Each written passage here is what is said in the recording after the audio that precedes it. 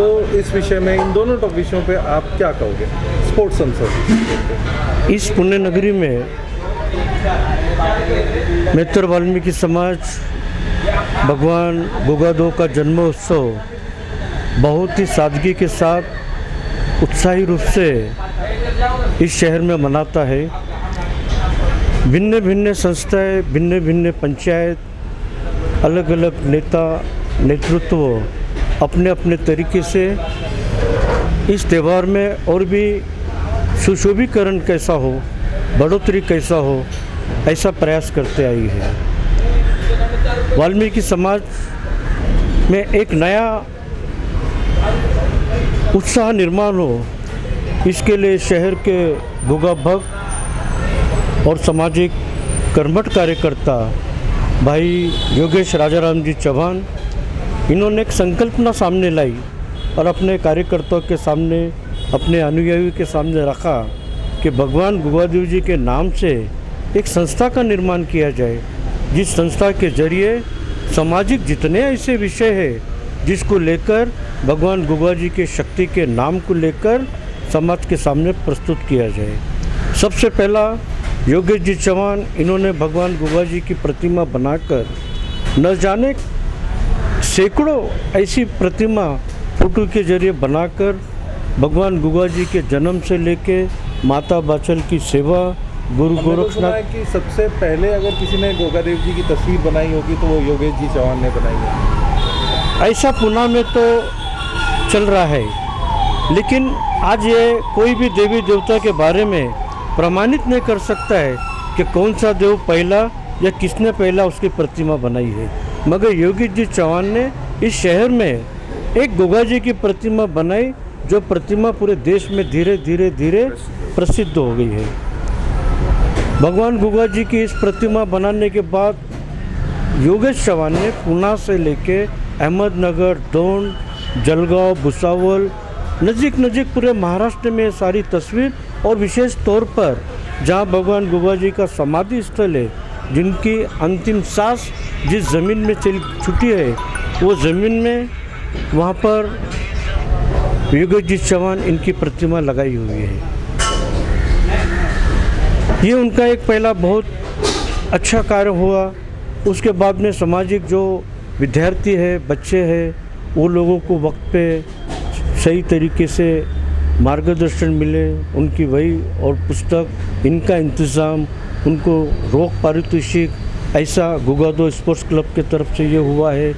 तीसरी बात सबसे बड़ी और महत्वपूर्ण कि जहाँ पर भगवान गोगा जी का बागड़ बोलकर त्यौहार मनाया जाता, भगवान गोगा जी जन्मोत्सव बहुत उत्साह से, जिसमें करीबन हमारे वाल्मीकि समाज के और बाकी सारे समाज के लोग ये त्यौहार देखने आते। जब भगवान गोगा जी के पास वो अपना एक नवस बोलते हैं, उनके पास एक मुराद करते हैं, उस वक्त उन लोगों को भोजन समय पे मिले, तो भंडारे का एक इतना बड़ा स्वरूप दिया कि आज पिछले 25 वर्षों से ये संगठन चल रही है। 25 वर्षों से योगेश चौहान और गोगादो स्पोर्ट्स क्लब भगवान गोगा जी के जन्म उत्सव जहां हम लोग मनाते हैं, फुलगेट गोगादो मेली पर बहुत बड़ा भंडारा करते हैं, और पिछले 25 सालों से लगातार ये उपक्रम योगेश जी चौहान चला रहे हैं। इन शॉर्ट अगर हम कहें तो गोगा जी के नाम पर उन्होंने समाज में एक बहुत ही जागृति पैदा करने की कोशिश करी, भले ही वो स्पोर्ट्स के माध्यम से हो, शिक्षा के माध्यम से हो और बाकी सारी माध्यम से हो। तो क्या आप बता सकेंगे कि पब्लिक को अब आज जो 4 तारीख को जो वो ये करने जा रहे हैं मिनी बागड़, तो पब्लिक को गोगादेव स्पोर्ट्स संस्था की तरफ से या गोगादेव स्पोर्ट्स संस्था के लिए आप क्या कहना चाहते हैं? जो 4 तारीख का जो अपना कार्यक्रम है मिनी बागड़, योगेश के जो भी कार्यक्रम रहते हैं, फिर वो धार्मिक हो, सामाजिक हो, शैक्षणिक माध्यम के हो, तो योगेश चौहान की एक प्रतिमा समाज के सामने ऐसी आती है कि ये एक युवा लड़का बहुत अच्छा काम करता है, समाज को एकता के डोर में बांधने का प्रयास करता है, और वो सारे कार्यक्रम यशस्वी होना, इसके लिए समाज के घर से हर व्यक्ति उस कार्यक्रम में शामिल होता है। इस वर्ष एक विशेष कार्यक्रम उनके नज़र में आया। हमारे इस पूरे पुणे शहर में ये गोगादो जो संप्रदाय चलता है, गुगादो जो पर्याय चलता है, इसमें वस्ताद की एक उपाधि रहती है। तो हमारे ऐसे 3 बहुत बड़े महान वस्ताद थे जो अभी के इस समय पे चल रहे थे। एक रमेश इतवारी लाल चौहान, जिनको वस्ताद की उपाधि थी, दूसरे प्रकाश जी लखन, इनको भी वस्ताद की उपाधि थी। ऐसे वस्ताद बहुत थे, मगर ये 2 वस्ताद आज हमारे बीच नहीं रहे। मगर इन्हीं के साथ मिलकर इस विषय को, इस इतिहास को और प्रकाश में करने का ये लोग प्रयास करते थे। वो थे रंजीत दादूजी अठवाल, आज ये हयात है। और इत्तेफाक से वो योगेश जी चौहान इनके ससुर भी लगते हैं। तो बहुत बार बार उनके सामने ये लोगों ने बात रखी कि अभी रंजीत जी अठवाल, इनकी उम्र 75 साल की हो रही है, इनका अमृत महोत्सव मनाना बहुत ठीक रहेगा। तो आज भगवान गुगा जी का एक पर्व चल रहा है और उसी समय में सितंबर की 4 तारीख को मिनी बागड़ के स्वरूप में भगवान गुगादेव जी का एक छोटा सा उत्सव मना रहे हैं, जिसमें पूरे शहर के तरफ से, बल्कि पूरे महाराष्ट्र के गुगा भक्तों के तरफ से उनको सम्मानित करने के लिए एक पगड़ी का मान देकर उनको पगड़ी पहनाई जाएंगी। ऐसा एक कार्यक्रम का आयोजन कर रहे हैं। इस कार्यक्रम में पुणे शहर के सभी लोग सहभाग लेने वाले, सभी निशान अखाड़े सहभाग लेने वाले, और हो सकता है इस कार्यक्रम में हम लोग एक कोशिश कर रहे हैं कि भगवान गुगा जी के जहाँ समाधि है वहाँ से किसी को प्रमुख अतिथि बोल के बुलाया जाए। ये हम लोगों का एक प्रयास चालू है। कविराज जी, ये तो हुआ मिनी बागड़ का विषय। अब हम लोग रुक करते हैं हमारे समाज में की परिस्थिति आज क्या है। अब समाज एक ऐसे हाशिए पे आज खड़ा है कि जहाँ पर उसकी जो डेवलपमेंट है वो एकदम रुकी सी नज़र आती है, जबकि हम देखते हैं कि बाकी समाज जो है बहुत जल्दी से, तेज़ी से अपने आप को प्रगति कर रहा है, उनमें अच्छे संगठन की भी देखा जा सकता है।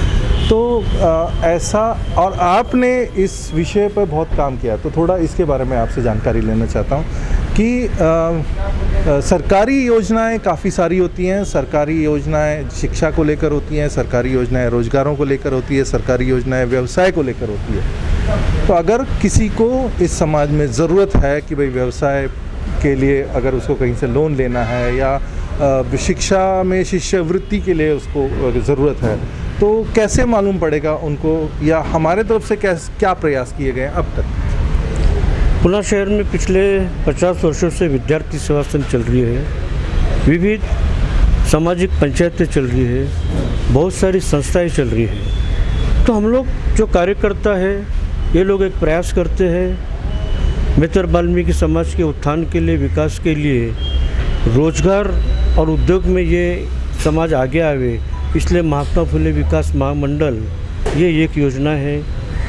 पंतप्रधान उद्योग करने के लिए योजना है।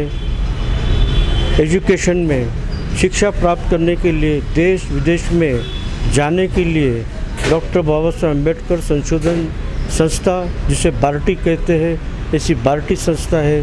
बार्टी संस्था बार बार हम लोगों से संपर्क करती है कि ऐसी योजना बनी है जिसमें आप आपके विद्यार्थियों को विदेश में पढ़ने के लिए भेज सकते हैं। हम लोग एक मोहल्ले बस्ती में रहते हैं, जिस मोहल्ले बस्ती में थोड़ा बहुत शोर शराबा रहता है, उस शोर में हमारे बच्चे पढ़ लिख कर आज अपने आप को सही समय पे और सही जगह पर लेके जा रहे हैं। ये हमारे समाज के लिए बहुत अच्छी और बड़ी खूबी की बात है।